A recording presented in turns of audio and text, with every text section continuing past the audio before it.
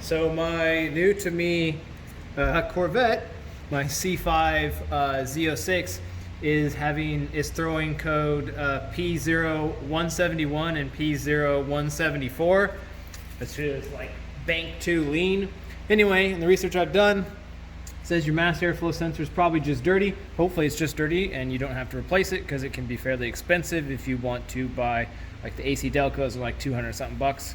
The remanufactured stuff is like 90 bucks. But anyway, so I'm gonna try cleaning it. And to do so, really your mass airflow sensor is right here. So you got your air box with your air filter in it, and your mass airflow sensor comes across the airflow tube into the throttle body.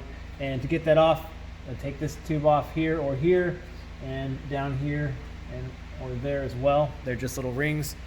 And yeah, gonna take it off and clean it. So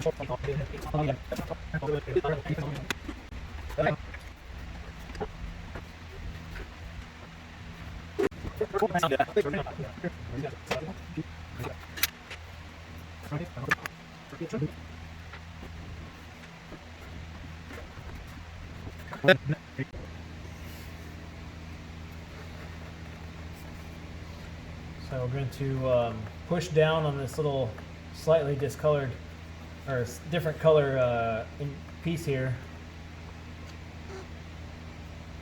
And then that pops out, hopefully.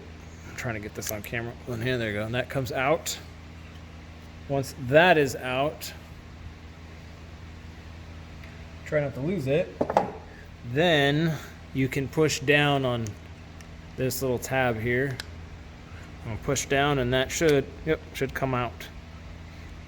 So now we're going to clean the mass airflow sensor. Now from what I figured, some people try to take this out, the honeycomb in here, but do not take that out.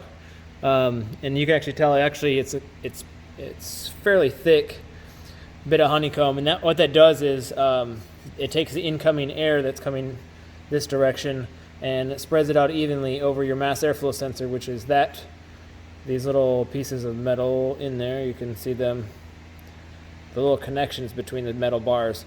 Don't touch those, don't rub those. Those are very fragile. If those break, the sensor will not work at all. And that's just measuring the resistance in the air. So, and to clean this, it's fairly simple, but don't use brake cleaner and don't use carb cleaner. You really should be using a mass airflow specific sensor cleaner. I actually had trouble finding this in town because 2 of the places were sold out. But yeah, you want to just give it a healthy rinse. And like I said, don't want to break those little wires in there. They're very small and fragile, and don't want to use just regular brake cleaner or carb cleaner. So let me give this a clean.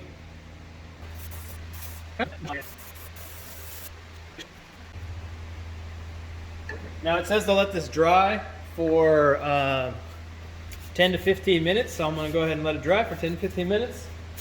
Make sure the big chunks are out of here, and then I'll get it back installed. While this is doing its thing, I'm going to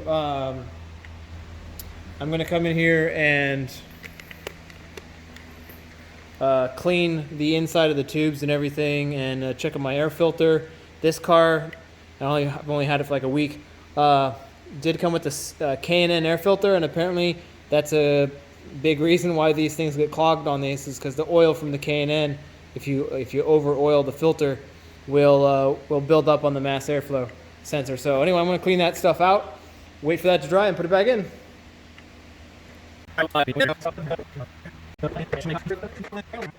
One thing I'm going to be doing is, one thing I like to do on cars that I want to take care of is I put dielectric grease.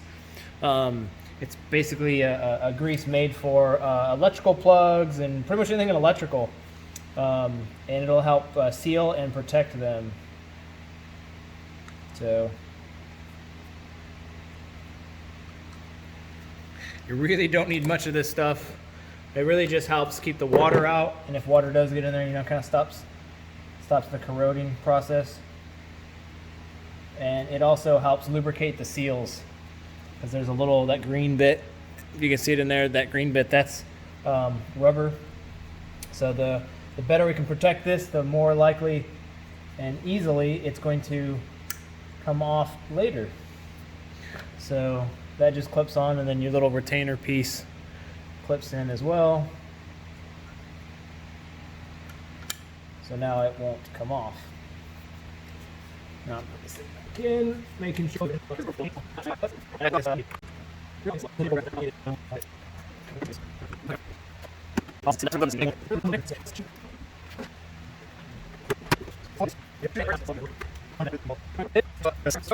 All right, this is like a day or two later after shooting that video. Coming back in because I started it that day. It was great, no code, awesome, and it actually ran a lot smoother. Went on a short drive, shut the car off, started again through the code.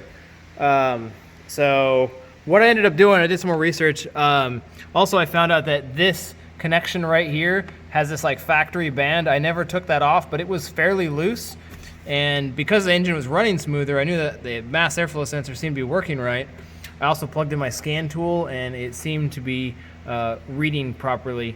What I ended up doing, you can kind of see evidence of it here, is I took Teflon tape. So just normal like Teflon tape that plumbers would use, or if you like a gas line or something like that in your house. So I just took Teflon tape, and because this is like a hard plastic, and it's a hard, this is kind of rubber, but it's mostly a hard plastic, and this is definitely hard plastic, and it's trying to seal over aluminum here and on the mass airflow sensor down there. So I did 1 or 2 wraps of Teflon, and then tightened these down really tight, and I also tightened this factory clamp down even tighter than it was, so it's now super tight.